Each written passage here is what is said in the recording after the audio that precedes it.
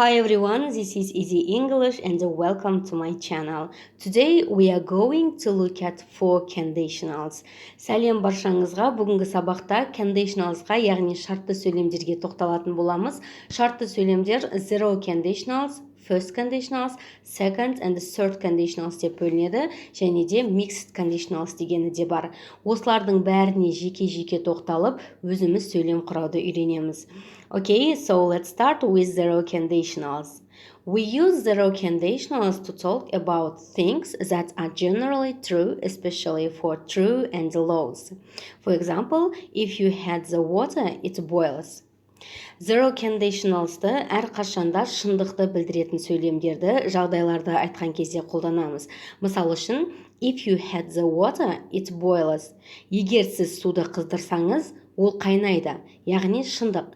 Ал енді жасалу жолына келетін болсақ, сөйлем бағыныңқы және де басыңқы сөйлемдерден құралады. Бағыныңқы сөйлем if-тен басталып present simple мен аяқталады. Ал басыңқы сөйлемді де біз present simple шағында қолданамыз. Яғни, бірінші сөйлем қандай да бір шартты көрсетсе, екінші сөйлем оның нәтижесін көрсетеді. Яғни, бағыныңқы сөйлем шарттан тұрады, ал басыңқы сөйлем оның нәтижесін көрсетеді. Мысалға тоқталатын болсақ, if you touch a fire, you get burned. Егер де сен отқа жақындасаң, күйіп қаласың. Яғни шарт, сен отқа жақындасаң, нәтижесінде күйіп қаласың. Бұл жерде if бағыныңқы сөйлемнің жасалу жолы, ал you touch present simple, you get burned present simple. Яғни екі сөйлемде present simple шағында тұр. Ал енді бағыныңқы сөйлем мен басыңқы сөйлемнің, яғни шарт пен нәтиженің орнын ауыстырып сөйлем құрасақ та болады. Мысалы, if you touch a fire, you get burned. You get burned if you touch a fire. Бұл жерде ешқандай айырмашылық жоқ, яғни шарт пен нәтиженің орнын ауыстыра береміз. Ал енді егер де сөйлем шарттан тұратын болса, яғни if-тен басталатын болса, нәтиженің алдында үтір қойылады. Ал егер де нәтижеден басталса, ешқандай тыныс белгісі қойылмайды. Ал енді бір-екі мысалдарға тоқталатын болсақ, if I work too much, I get tired. Егер де мен көп жұмыс істесем, мен шаршаймын. If you freeze water, it turns to ice. Егер де сен суды қатырсаң, ол мұзға айналады. Яғни, шындықты айтып тұрмыз, я? Baby wakes up if you make too much noise. Егер де біз көп шуласақ, сәби оянып кетеді. If you press the button, the television turns on. Егер де сен мына батырманы бассаң, теледидар қосылады. If you press, the television turns on. Екеуі де present simple шағында тұр. Ал енді соңғы мысалға тоқталатын болсақ, if people don't eat, they get hungry. Адамдар тамақ ішпесе, олардың қарындары ашады. Яғни бұл табиғи нәрсе. Сонымен zero conditionals'ты тек қана шындық нәрселерді айтқан кезде қолданамыз. Екі сөйлемде present simple шағында қолданылады. Next, the first conditional. We use the first conditional for a possible future condition and its possible future result. First conditionals'ты біз болуы мүмкін шартты және оның келер шақтағы нәтижесін білдіргенде қолданамыз. Бұл сөйлемде шарттан және де нәтижеден тұрады. Шартты сөйлемді біз if plus present simple шағымен қолданамыз, ал result'ты нәтижені will plus infinitive, яғни келер шақтың көмекші етістігімен және де етістіктен құралады. Мысал үшін, if the weather is fine, we will go to the mountain. Егер ауа райы жақсы болса, біз тауға шығамыз. Яғни, ертең ауа райы жақсы болатын болса, біз тауға шығуымыз мүмкін деген сөз. Бұл жерде if the weather is fine шартты сөйлем, яғни if the weather is, бұл жерде present simple, we will go future simple шағында қолданылып тұр. My mother will be delighted if I pass my exam. Егер де мен емтиханымды тапсыратын болсам, анам қуанады. Бірақ әлі мен емтиханымды тапсырған жоқпын, яғни мен келер шақты айтып тұрмын. Бұл жерде де шарт пен нәтиженің орнын ауыстырып сөйлем құрай аламыз. My mother will be delighted if I pass my exam. If I pass my exam, my mother will be delighted. If-тен басталса, біз нәтиженің алдына үтір қоямыз.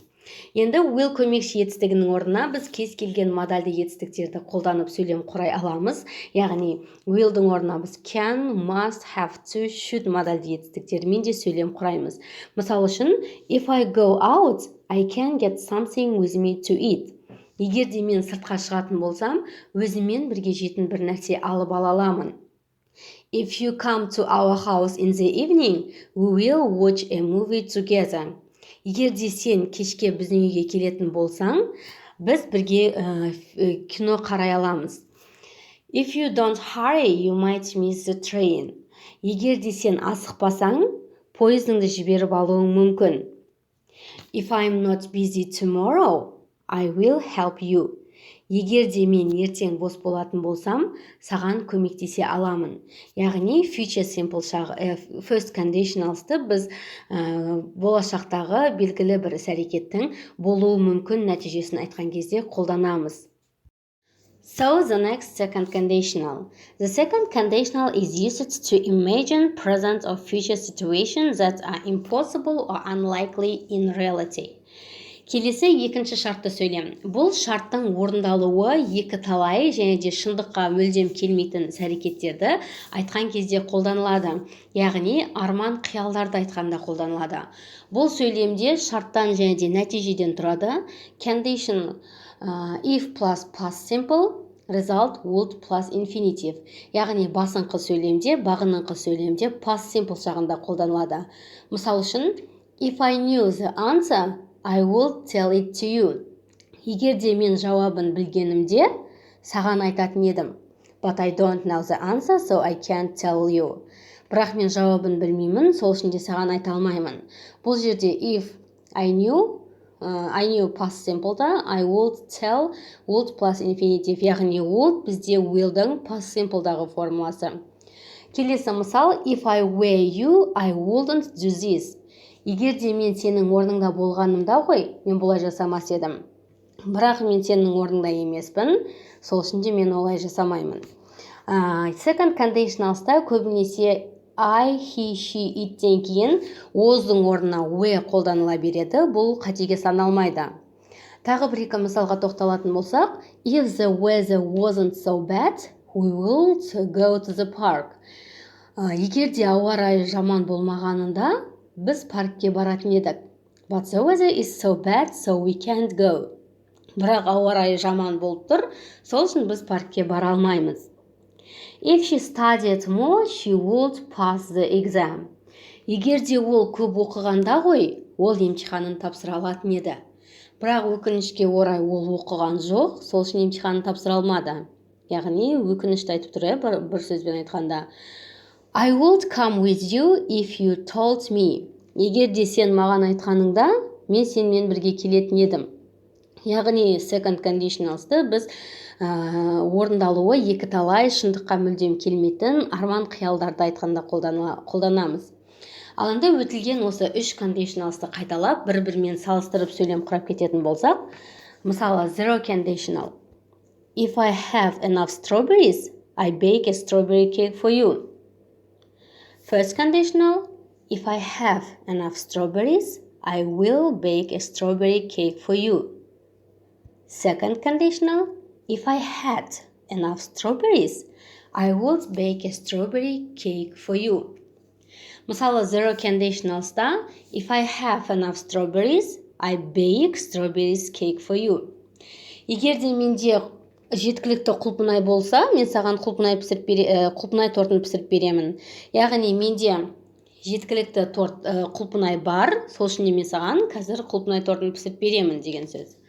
First conditionals'та, if I have enough strawberries, I will bake a strawberry cake for you. Егер де менде жеткілікті құлпынай болса, мен саған құлпынай тортын пісіріп беремін. Яғни менде құлпынай бар ма, жоқ па, ол белгісіз. Яғни болашақтағы келер шақтың бір болуы мүмкін іс-әрекеті, иә? Ал the second conditional, if I had enough strawberries, I would bake a strawberry cake for you. Егер де менде жеткілікті құлпынай болғанда ғой, мен саған құлпынай тортын пісіріп беретін едім. Бірақ өкінішке орай менде құлпынай жоқ, сол үшін де мен саған торт пісіріп бере алмаймын. Сонымен осы үш conditional сіздерге түсінікті болды деп ойлаймын. Ал енді келесі conditionals'қа көшеміз. So next, the third conditional. We use the third conditional to speak about a past, unreal, impossible situation. The third conditional is all about the past. Яғни үшінші шартты сөйлемді біз өткен шақтағы болмай қалған жағдайларды, оқиғаларды айтқан кезде қолданамыз. Олар шын оқиғаларға қарама қайшы келеді. Яғни бір сөзбен айтқанда бір арман қиялдарды, іштегі бір өкінішті айтқан кезде осы үшінші conditionalsты қолданамыз. Ал енді жасалу жолына келетін болсақ, бұл сөйлемде conditionнан және де resulttан тұрады. Condition if plus past perfect жағында қолданылады, ал result would plus have plus past participle де қолданылады. Past participle деп отырғанымыз етістіктің үшінші формуласы. Егер де етістік дұрыс болса, онда оған ed жалғауы жалғанады, ал егер де бұрыс етістік болса, оны үшінші формуласына қоямыз.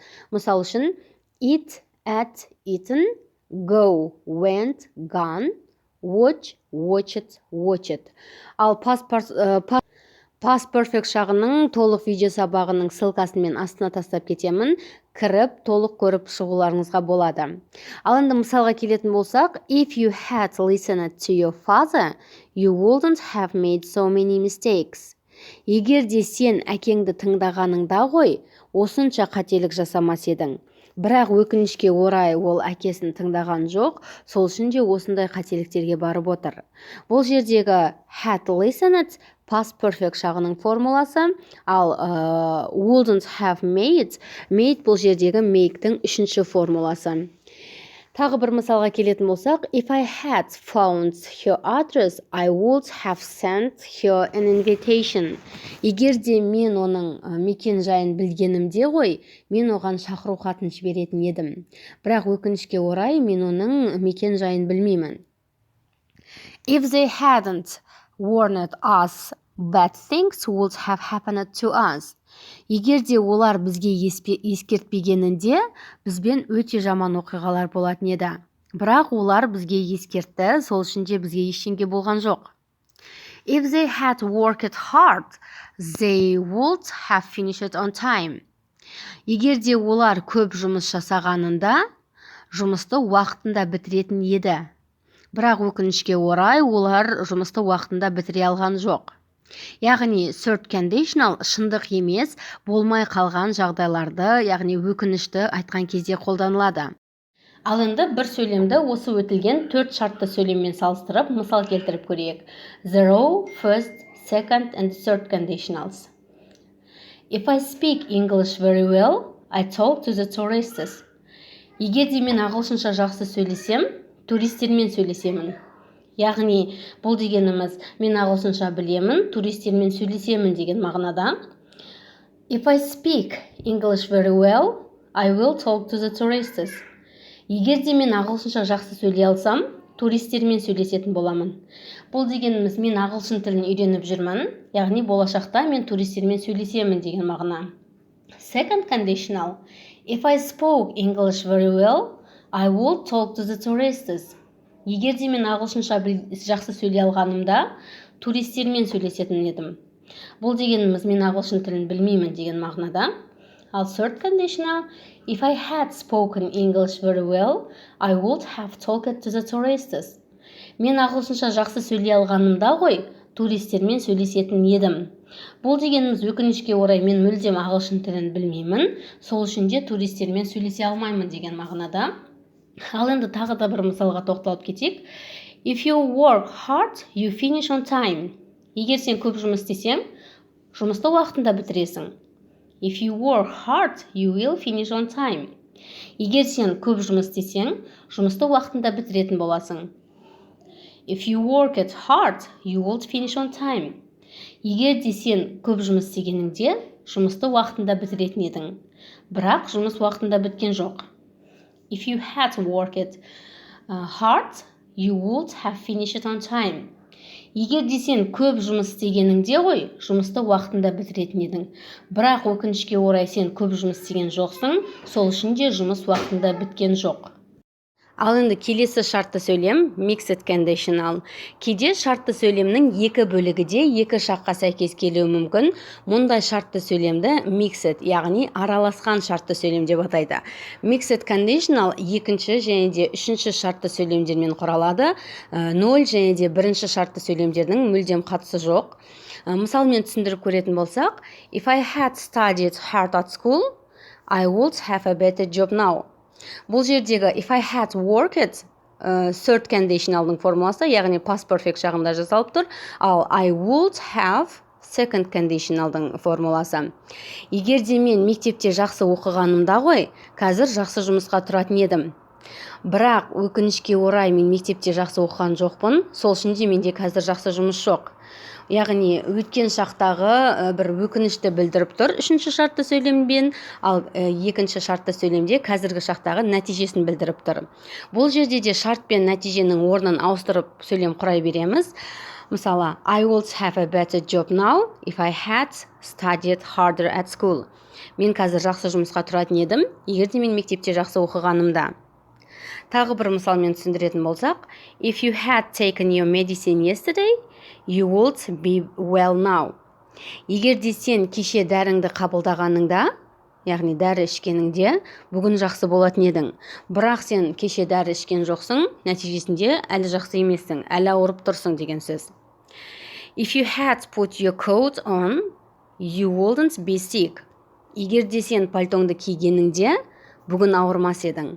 Яғни кеше күн салқын болды, сен пальтоңды киген жоқсың, сол үшін де нәтижесінде бүгін ауырып тұрсың деген сөз. Сол mixed conditional тек қана екінші және де үшінші шартты сөйлемдердің формулаларымен құралады. Well done guys, there was a lot of information in this video. I hope this lesson was so helpful for you. Please don't forget to subscribe my channel and I will see you soon.